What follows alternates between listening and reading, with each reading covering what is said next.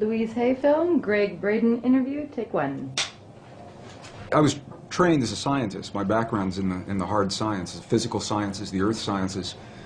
In the 60s and 70s, when I received that training, there was no room for the possibility of the kind of things that we're talking about now, the kinds of things that suggest that our inner world and our inner thoughts, feelings, emotions, beliefs in any way affect the world around us. And it was through direct experience what I began to understand was that this is the great secret that everyone knows except us in the West.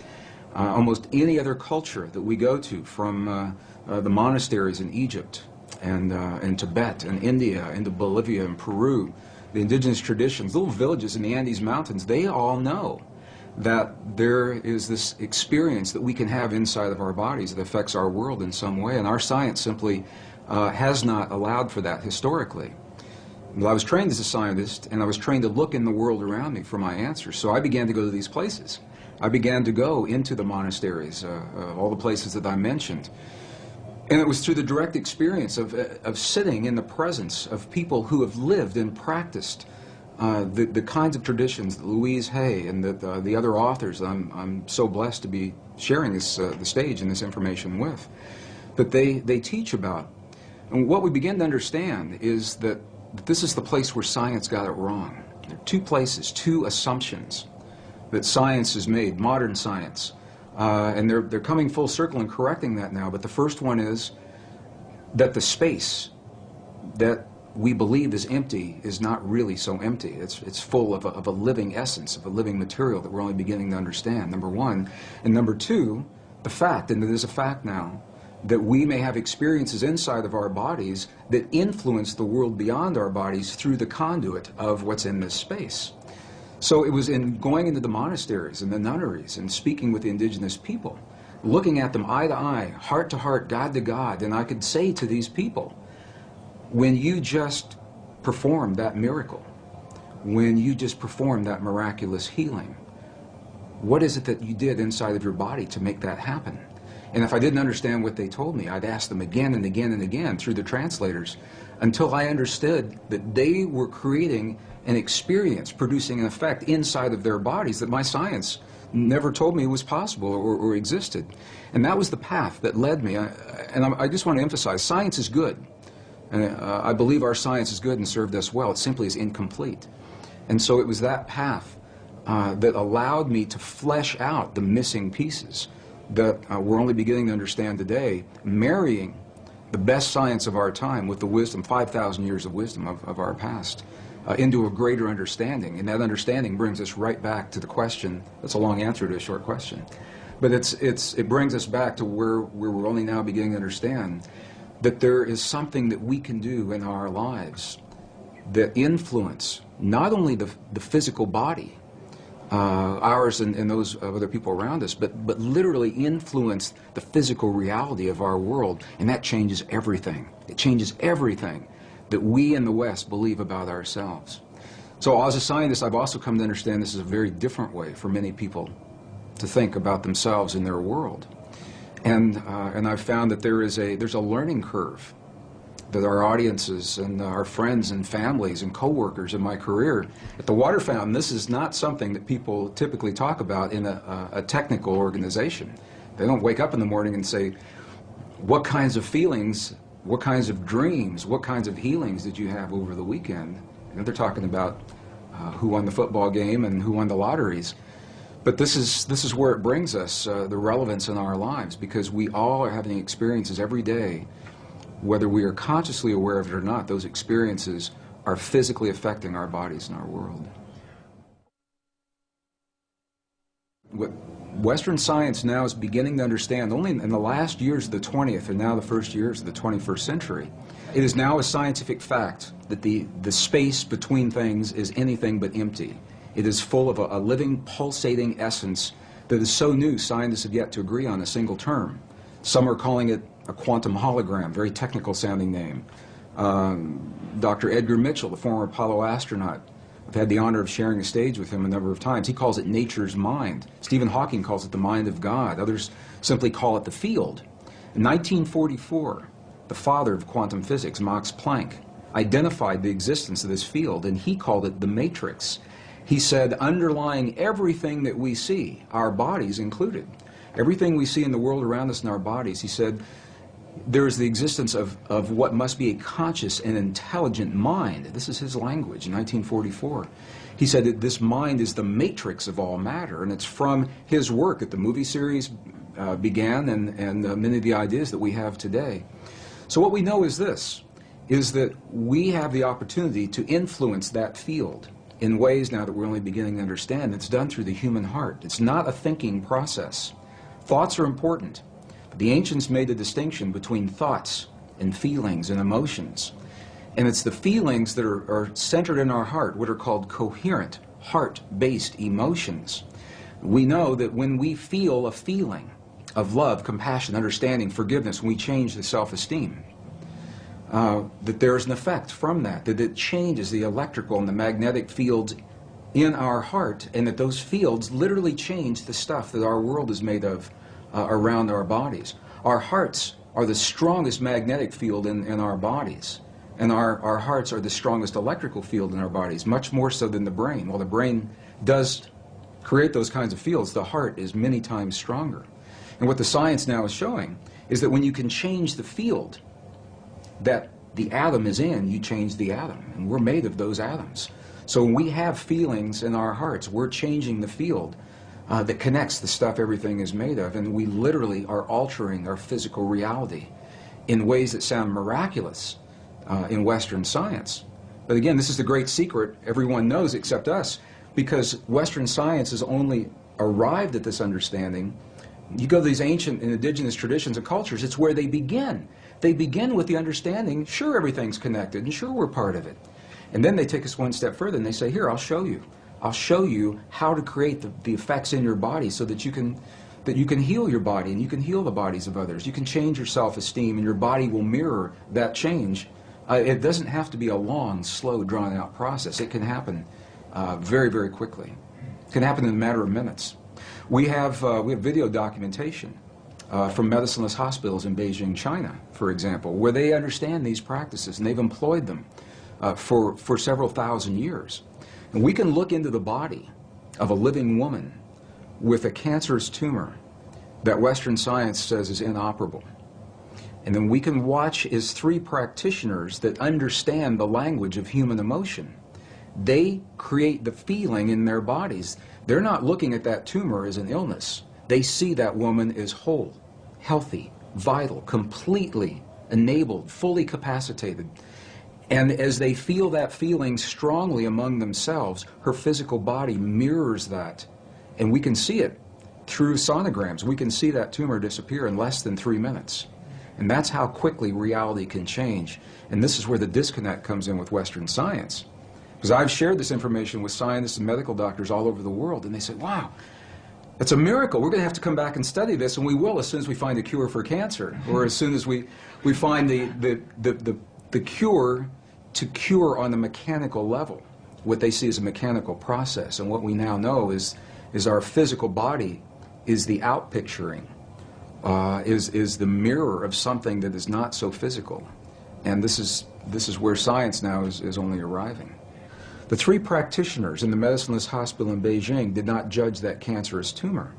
They didn't judge it right, wrong, good, or bad. They said it's a quantum possibility, and there are many possibilities. Of course, this is just one. They said, now we're going to choose another one. But this is subtle and very, very different way of looking at things, because they acknowledge what is and invite a new possibility rather than having a charge on what is there and feeling that somehow we have to manipulate or cut out, in the case of a tumor, or change, hammer the physical reality into submission. What they're doing is acknowledging that moment, that example, and they're changing it on the level of what we would call the quantum blueprint. They're feeling the feeling as if another possibility has occurred, and in doing so, allowing that possibility to replace the one that exists without judging the one that exists. I was an aerospace engineer in Denver, Colorado during the last years of the Cold War, 1980s, and it was when the famous brown cloud was inundating Denver, and we couldn't all drive on the same days. We had to carpool on different days. And one day I went to an engineer friend's house to do my carpool for that week, and I got there a little early. And I'd never been to his house before, and I said, "Can I use your bathroom?" And I went in there, and he had little Post-it notes of affirmations all over the bathroom, and it said, "My perfect mate is manifesting for me now. My perfect mate is manifesting for me now." We got in his car, and he had little Post-it notes all over the dashboard and the rearview mirror. "My perfect mate is manifesting for me now." And of course, I knew what his office looked like, and it was the same way. He had them all over the walls in the CRT. I said, "Does this affirmation work for you?" He said, "Nah." He said, "It never does." And I said, "Why do you think that is?" And he said, well, look at me. Who'd want to be with somebody like me? I'm just an engineer, you know. He had a very low self-esteem about himself. And I began to think about the way that he was applying those affirmations, and other people have applied them very successfully. And what I found the difference was, for him, it was a thought process that never went beyond what was happening in his mind, in his own picturing, his own self-esteem. And the thought is important.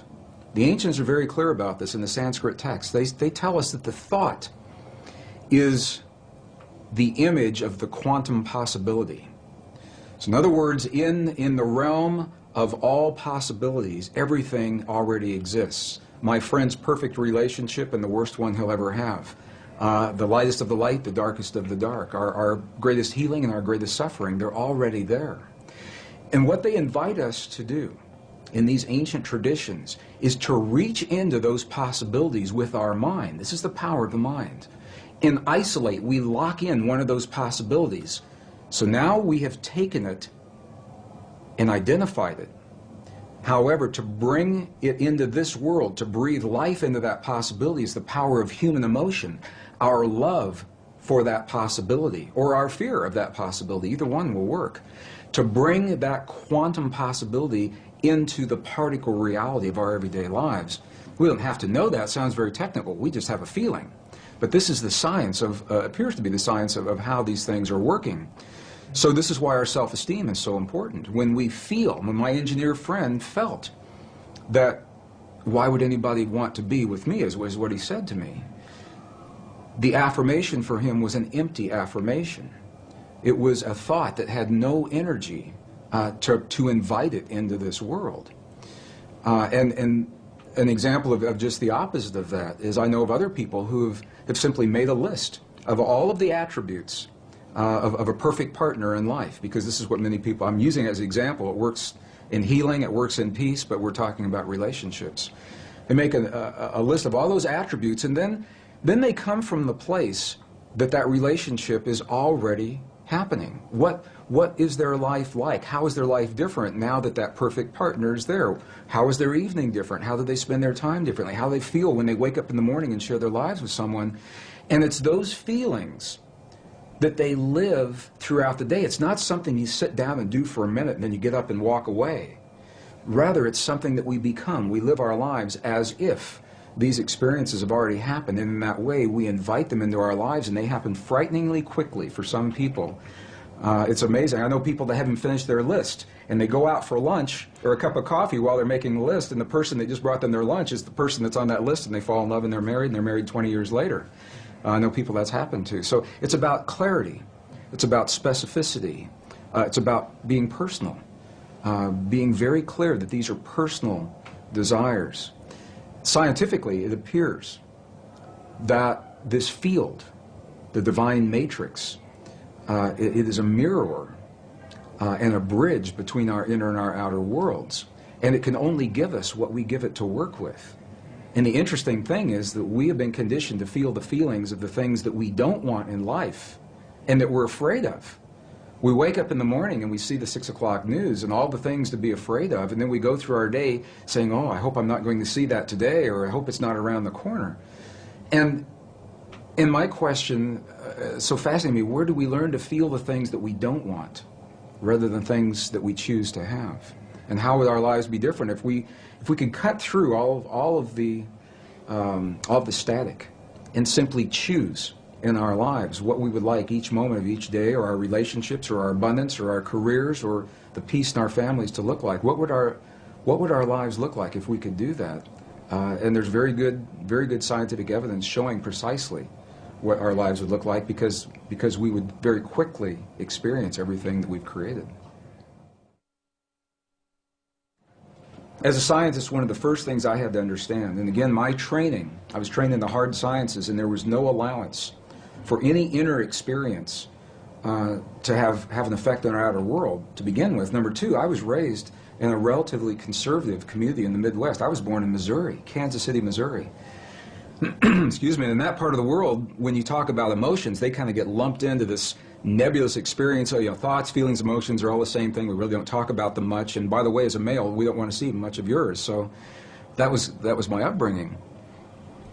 So I began to understand when we go into the other cultures, and I'm referring again and again to this wisdom. We had this wisdom in Western cultures, and it was lost in the 4th century. About 1,700 years ago, it was edited right out of our most cherished spiritual and religious traditions, the biblical edits of the 4th century. It was not edited from the other cultures that we've visited, and that's the value of going into these cultures. And they identify 3 separate yet related experiences that we all have in our bodies, and they literally call them thought, feeling, and emotion. And here's the difference. The thinking they identify with the 3 upper energy centers of the body. The Sanskrit traditions have a 7 energy center or 7 chakra system that they work with. And they say the upper 3 are related to what we call thought or logic processes. So when we think about something, we picture it in our mind, that perfect relationship or peace between nations. But we can only invite it into our lives when we breathe the power of emotion into that thought. The emotion comes from the lower 3 of those creative centers in our bodies. So when we breathe the power of emotion into our thought, we imbue that thought with life. And those 2 energies meet in the one center that is not accounted for yet in our model. It's in our heart, or what scientists call the 7-layer liquid crystal oscillator in the center of our chest. But we'll just call it our heart, because that's what it does. Our heart is creating electrical and magnetic waves that are influencing the world around us based on what we think and the emotion that we breathe into those thoughts to create the feeling. So now we've just defined feeling. Feeling, by definition, from the Sanskrit tradition, is the union of thought and emotion, creates the feeling. Now what makes this really interesting is that those traditions say we are capable of only 2 primary emotions, love and whatever we feel the opposite of love is. And when you get really deep into the teachings, there are 2 aspects of the same thing. But what they say is when we have our thought, we are either breathing the love of that thought or our fear of that thought to create the feeling, and the feeling then becomes sadness or joy or compassion or anger. Those are not emotions, those are feelings. Now for some people they say, well, you're nitpicking. What difference could it make? And these are the subtle differences between these ancient ways of viewing this inner technology. It's literally a technology, because we can have the same thought or the same affirmation and imbue it with a different emotion and have completely different feelings and create a different outcome. And this is the great secret that was edited out of our Christian and pre-Christian, Judeo-Christian traditions when 45 books were removed in the 4th century. 20 were taken out completely. Another 25 were condensed and rearranged. And we know this because we found the information now in the Dead Sea Scrolls, the Nag Hammadi Library, the Coptic, the Gnostic texts. So we know what those texts would have said if we had had them. But the interesting thing is, without those texts, we tend to rely upon the written word, the validation, to feel that power in our bodies. I think everyone senses or suspects that there is an untapped potential in the human body. I've been on every continent of the earth, and I've asked every audience I've ever been in, do you feel that that's there? And they say, yes, we feel there's something there, but we just can't quite get it. Why is that? So we have a feeling that there's more to us, but we rely on a written validation in a 5,000-year-old text or a scientific study to tell us that it's true. And this is, I think, the value of going into those texts, as we get to see the words that literally say, in the Gospel of Thomas, the lost Gospel of Thomas, it literally says, when these 2 become one, when thought and emotion become one, then you'll say to the mountain, move, and the mountain will move. And I used to think that that was a metaphor. And I now have seen enough to know that moving a cancerous tumor inside the body of a living woman, that's moving a mountain to me. And it's all done from marrying thought and emotion together. In 1998, I had my first journey into the highlands of central China and Tibet. And it was during that time we were given a personal audience with an abbot, who's an elderly leader of a particular sect in the monastery. And this abbot passed just a couple of years ago, so I'm glad that we spoke with him when we did. And it was this man, I asked the question that I asked every monk, every nun, I asked the shaman in Peru and Bolivia, but I had the clearest response from this man. And I asked him a question. I said, when we see your prayers on the outside, and we see you in the chanting hall for 12, 16, 18 hours a day, and we see the bells and the bowls and the mudras and the mantras and the gongs and the chimes and the incense, when we see your prayers on the outside, I said, what are you doing on the inside? And this was the man that looked at me. He said, you've never seen our prayers, because a prayer cannot be seen. He said, what you see are the things we do to create the feeling in our body, and the feeling is the prayer. And then he turned the question on me, and he said, how do you do this in your culture? Through a translator. And I began to think about this and realize that when we lost the words in our most cherished spiritual traditions that tell us that feeling is a language that speaks to our bodies in this world, and we lost the words that validated that, we began to think that the words themselves were the prayers, and if we say, or the affirmations, and if we say those words the right number of times, the right time of day or the right time of year, that we've said our prayer or our affirmation, and then if it doesn't work, we get frustrated and we say, well, my prayer didn't work, or my affirmation's not working for me, because we lost the link with feeling and emotion. When I was in the monasteries in Tibet, and the abbot had passed, a new abbot took his place who was already in his mid-80s. He's the new young abbot. He's already in his mid-80s. And I asked him a question, this was in 2005, we just went back. And I asked him a question, and I said, what is the force in your tradition, in your belief system? What is the force that connects the universe? What's the force that holds everything together? And through the translator, he answered me with one word.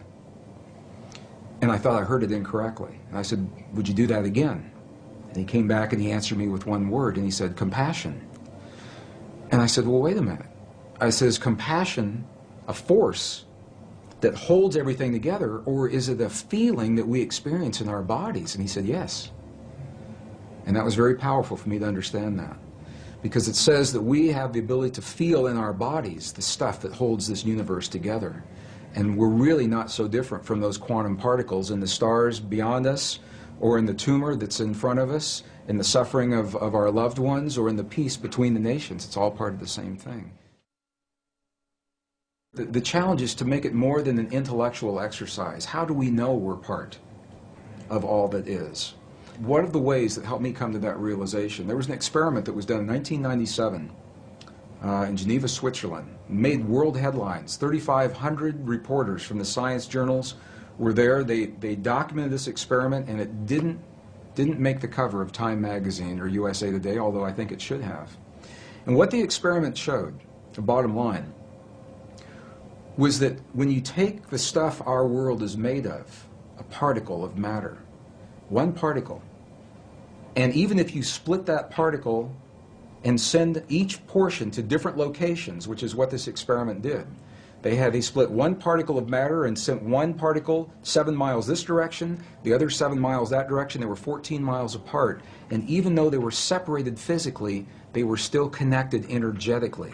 So that when one particle had an experience, they would disturb one particle, the other one acted like it was having the experience. Sometimes the other one would act like it was having the experience before the scientist even disturbed the first particle. And it's mind-boggling. He said, well, how can this be? But what this tells us is that once matter is physically joined, even when it becomes separate, the energy is still there that's connecting it. And this is why it's important to me, because if we go back far enough in time, all the particles of matter of this entire universe that are expanding were all meshed together in a single particle about the size of a green pea, is what scientists tell us today. It's what the computer models suggest. that if you could go into the universe today and take all the particles of matter and take out all the space in between and bring it together and compress it into a size of a single green pea, it means that you and me and every one of our listeners, we were all once part of that same particle that creates this whole universe today. And even though those particles are now separate and expanding, and the studies show that they are, energetically we're all still linked. When we lost the information telling us we're a part of all that we see, we found ourselves on a very technological path without the wisdom of us being in the equation. So we thought that's the world out there and that we're separate from that world. Now what's happened is our technology has come so far that our very existence is threatened by the technology that we've developed, whether it's the wars or the viruses or the climate change. So I believe we've come full circle now to survive our time in history. We've got to write ourselves back into the equation. Our prayers, our affirmations, our beliefs, our language. And when they're spoken through the language of the heart, they have a direct, powerful, and immediate impact on our bodies and the world around us. And it invites us to be very, very aware of what it is that we truly hold in our hearts as the truth of our world, because we live that in our lives, from the lightest of the light to the darkest of the dark, the greatest fears and the greatest joys. What we're beginning to understand is that human emotion and feeling and belief is literally a language. It's a non-verbal language that this field recognizes and understands. And the field works in what we call real time. It doesn't know about a few minutes from now. So if you say in your affirmation, 20 minutes from now, I'd like for my perfect mate to manifest for me now, it doesn't know about 20 minutes from now. It is a real-time application. And this is why the key, and this is what the ancients say, and this is what the monks and the nuns tell us real-time today. They say to be very specific about what it is that we're choosing to have in our lives, because what we're doing, and it helps if we understand this, what we're doing is in the world of quantum possibility, in the soup, the nebulous soup of all possibilities, what we're doing is we're isolating, we're locking one into place. And if we're not specific about what that possibility is, then how can the field be specific about what it is that it gives to us? Whatever it takes to get us to the point where we can transcend the limits, the laws of physics and biology as we've known them in the past. We have a power within us that transcends those laws, that we're more than our mistakes, that we're more than the suffering, we're more than the limits that we believed in the past. And that is where I say, wow, that really inspires me. Click like below and then click the link in the description box.